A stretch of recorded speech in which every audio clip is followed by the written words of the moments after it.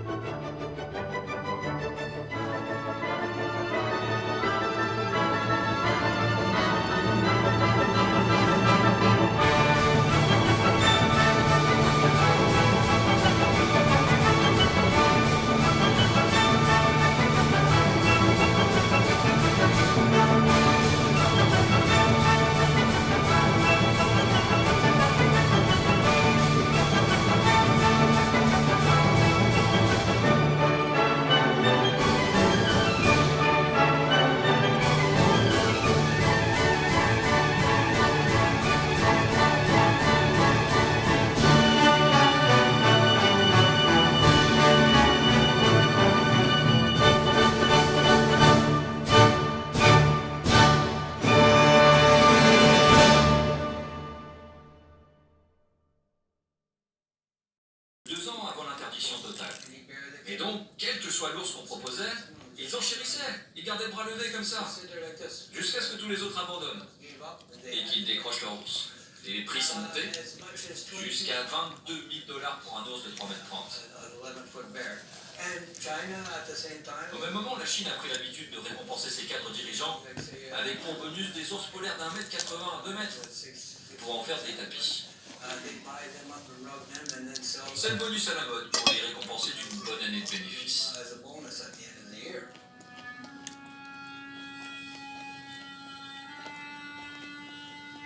Nontok na ako. Voilà un exemple typique. Je viens de vendre cet ours pour 4 000 $. Il a été acheté par un broker qui vient de Norvège, mais il travaille pour le compte de clients en Chine. Et ça, c'est un ours de 2,70 m. Belle envergure, le pied droit est intact, en blanc. Les acheteurs veulent du blanc, blanc, blanc, le plus blanc qui soit. Un peu comme ça, ils voudraient que tous les ours polaires soient aussi blancs. Mais dans la nature, ça n'est pas la réalité. Ils ne veulent pas croire que l'ours polaire puisse être autre chose que blanc. Elle a bien dit désormais en fait. À Toronto, dans les bureaux du WWF, l'ours polaire dispute au panda le statut d'icône.